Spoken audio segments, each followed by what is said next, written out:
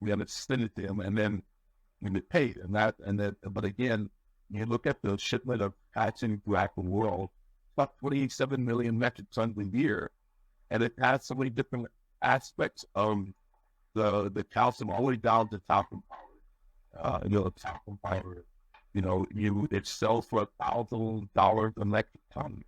Whereas you have bulk calcium is $85. So,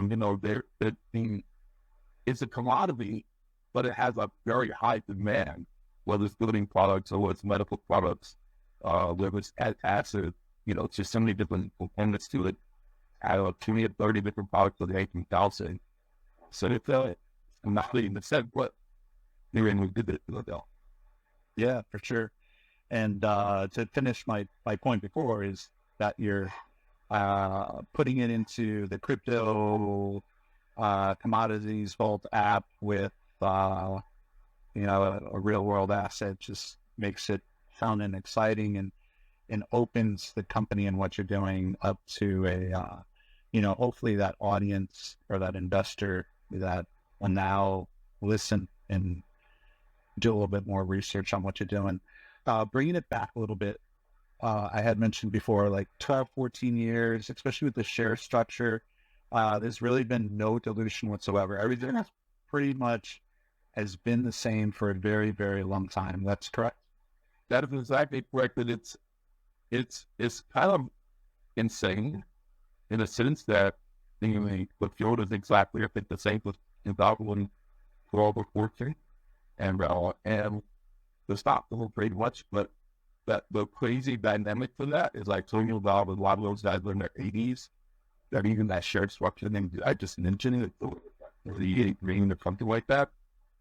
I'd have also both forts are not no longer on this button and no other ride, because again the share structure is so tiny in the sense that it is what it is, and that's why it doesn't trade millions and millions of shares a day, because there's not a lot of people out there. But that, and then on the other side, once we get to moving from now really well, and once we start generating the revenue, the capacity for very large share value should be a lot.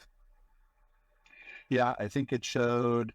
And again, if you go up top, the very first post, there's 4 images. So where do I see those? Because I'm still looking at, I'm not where you are. Okay, if you go up top, let's see, if you go where you see yourself as co-host, there should be a Twitter post where you only see a little bit of it, and you can tap on it. It says penny stock beast, and then it says BMCS by the numbers.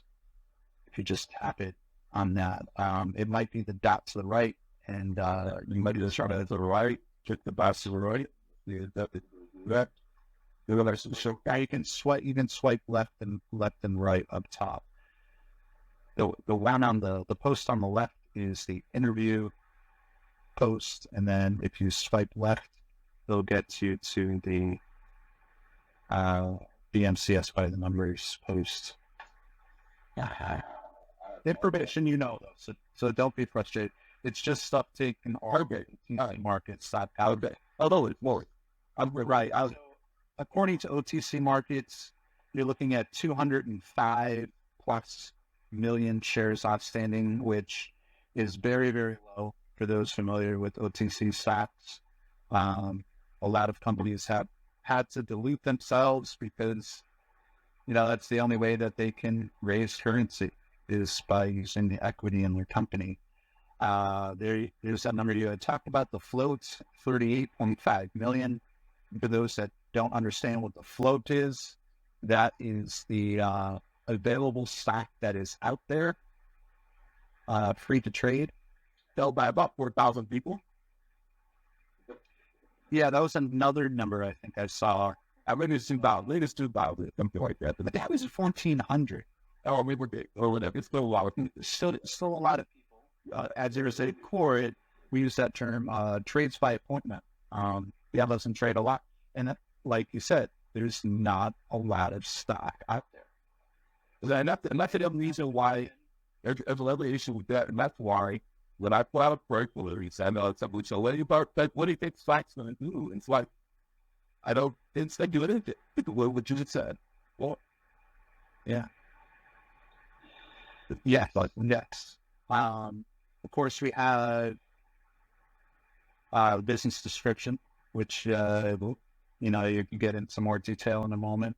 But the thing that really attracted me to your company the most was the fact, if you look at that balance sheet, your last out of it, and it's been this way, right? And you can see what it's compared to in March of 2023, which was still, but your total assets are $100 million worth of assets, but your market cap is only about $5 million.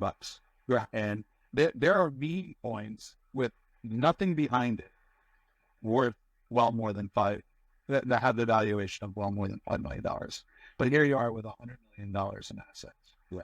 Can you get more into exactly what those assets are? So we do have a large crypto asset that you would sell. You're at some point. Then like I said, this is some of our liquid, but it still has that value because again, that one day it may get to that spot. I guess whatever digital currency wants to get, become ridiculous and the funds, fit in liquid, and hopefully that may happen. Like the other part is that 30 million of chances that we do have. And I want to say too, when we look at that number is normally really not actually accurate in this sense, and let me tell you why. So we base that value on the value of the calcium.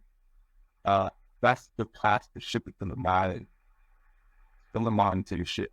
So not for my to the ship. And then that's how we basically did this 17 value that colors and maybe something like that.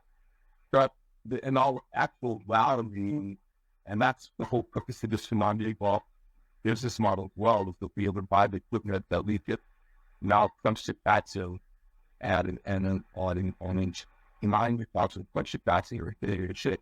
And maybe now I could get, $85 in that fighting, which in the bulk values. And where we can mine it, such and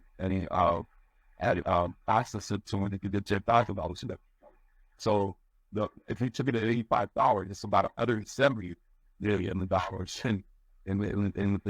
on the balance sheet, like, a little different numbers. Yeah, but I think that, obviously, I some lifting credit to job listed as a butcher. All right. So you mentioned commodities. Well, I think you are ahead of the trend here. I've seen companies like BlackRock mention real world assets, wanting to tokenize everything, wanting to tokenize securities.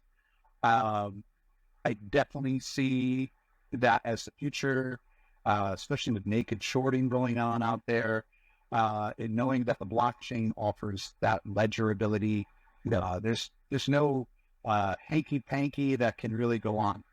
Everything is black and white, and you have the ability to do forensic research very, very easy if you wanted to.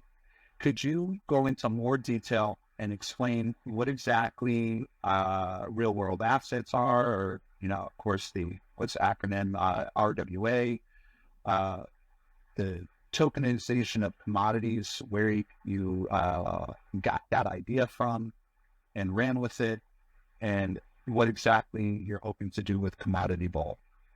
So, and Commodity Vault that we're talking about, that my business partners were, like I said, we're heavy shipping guys, they were looking to build a rural asset tokenization, but they also are computer programmers involved too.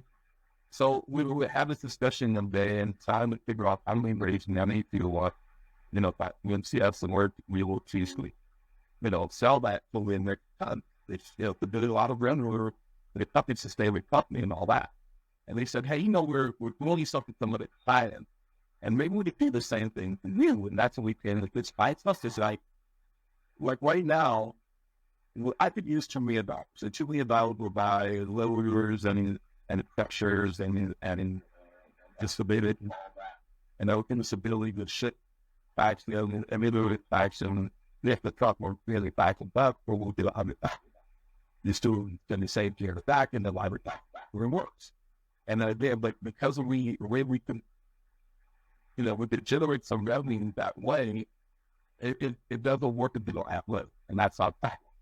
And does again, like I said, the factors we're probably maybe make it keep out and back the minute, but it's like it's not really the concept. So we cannot put this like this, and we don't need what we did a commodity law. We did the same concept in our asset organization, and we moves our denied. We have the discussion, and that's why I needed we had the facts and folk in it, and we didn't have each other. So that we created, and we said it was with that we could raise the money with back to our ownership and not just go out there, and then not by selling this back, we could raise the money in order to be able to fiber with it, mine it, ship it, deliver it, we pay it, and we have our ongoing revenue source for our business.